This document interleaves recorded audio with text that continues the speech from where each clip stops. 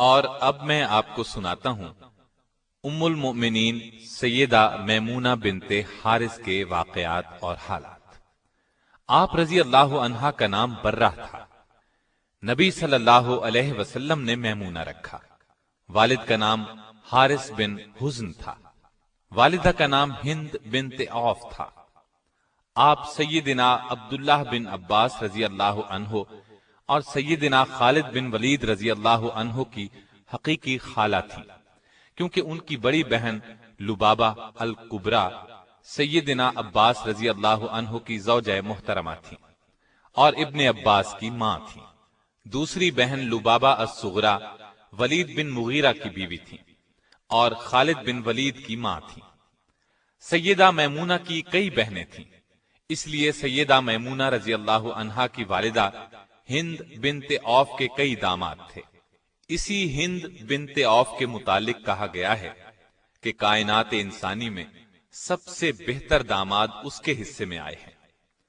ان کے دامادوں کے نام یہ ہیں: محمد الرسول اللہ صلی اللہ علیہ وسلم، سیدنا عباس، سیدنا جعفر بن ابی طالب، سیدنا ابو بکر صدیق، سیدنا علی بن ابی طالب، سیدنا حمزہ بن عبد المطلب اور سیدنا شداد بن حاد رضی اللہ عنہم۔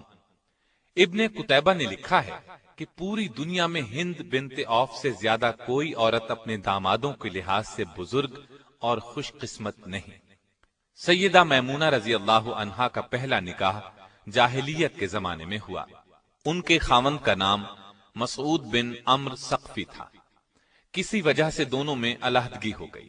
اس کے بعد آپ رضی اللہ عنہا کا نکاح ابو رحم بن عبد العزیٰ سے ہوا۔ ابو رحم کا انتقال 7 ہجری میں ہوا۔ شوال 7 ہجری میں سیدہ میمونہ رضی اللہ عنہا نبی صلی اللہ علیہ وسلم کے نکاح میں آئیں۔ رسول اللہ صلی اللہ علیہ وسلم کی یہ خصوصیت تھی کہ اگر کوئی مومنہ عورت اپنا نفس یعنی اپنے آپ کو جناب رسول اللہ صلی اللہ علیہ وسلم کے لیے ہبہ کرتی تو آپ کے لیے یہ ہبہ جائز تھا۔ آپ چاہتے تو ایسی عورت سے نکاح کر سکتے تھے۔ سیدہ میمونہ رضی اللہ عنہا نے بھی خود اپنے آپ کو نبی صلی اللہ علیہ وسلم کے ساتھ نکاح کے لیے پیش کر دیا اور آپ صلی اللہ علیہ وسلم نے ان سے نکاح کر لیا۔ روایات کے مطابق یہ نکاح عمرۃ القضاء کے موقع پر منعقد ہوا۔ چونکہ رسول اللہ صلی اللہ علیہ وسلم عمرہ کرنے کی غرض سے نکلے تھے، اس لیے آپ حالت احرام میں تھے۔ اس سے بعض لوگوں کو یہ غلط فہمی ہوئی کہ سیدہ میمونہ رضی اللہ عنہا سے رسول اللہ صلی اللہ علیہ وسلم کا نکاح حالت احرام میں ہوا، جبکہ سیدہ میمونہ رضی اللہ عنہا اس بات کی تردید کرتی ہیں اور فرماتی ہیں جب رسول اللہ صلی اللہ علیہ وسلم کے ساتھ میرا نکاح ہوا تو آپ احرام میں نہیں تھے اور خود سیدہ میمونہ بھی احرام میں نہیں تھی، کیونکہ حالت احرام میں نکاح کرنا جائز ہی نہیں ہے۔ سیدہ میمونہ رضی اللہ عنہا نے اپنے آپ کو خود نبی صلی اللہ علیہ وسلم کے ساتھ نکاح کرنے کے لیے پیش کیا تھا۔ اس بارے میں سورہ احزاب کی آیت 50 نازل ہوئی۔ پھر سیدہ میمونہ رضی اللہ عنہا رسول اللہ صلی اللہ علیہ وسلم کے ساتھ مدینہ طیبہ آ گئیں۔ سیدہ میمونہ کا نکاح مقام صرف میں ہوا اور صرف ہی کے مقام پر آپ کا انتقال ہوا۔ وفات کا سن 61 لکھا ہے۔ یہ واقدی کی روایت ہے۔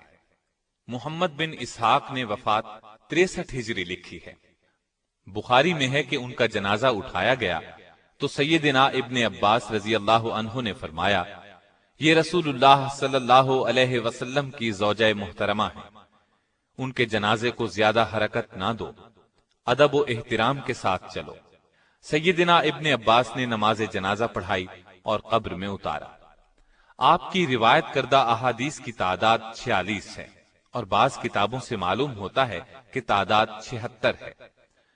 نبی صلی اللہ علیہ وسلم کے احکامات کی تعمیل ہر وقت ان کے پیش نظر رہتی، اللہ سے بہت ڈرتی تھی، صلہ رحمی کرتی تھی، غلام آزاد کرنے کا بہت شوق تھا۔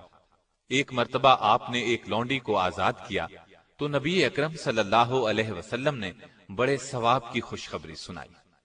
سیدہ کبھی کبھی قرض بھی لے لیتی تھی۔ ایک مرتبہ قرضہ لیا، رقم کچھ زیادہ تھی۔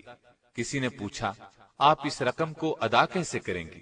آپ نے فرمایا نبی صلی اللہ علیہ وسلم کا ارشاد ہے جو شخص قرض ادا کرنے کی نیت رکھتا ہو تو اللہ تعالیٰ اس کا قرض ادا فرما دیتا ہے۔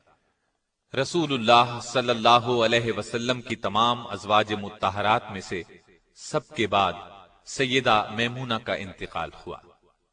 اللہ تعالیٰ آپ رضی اللہ عنہا پر ہزارہا رحمتیں نازل کرے۔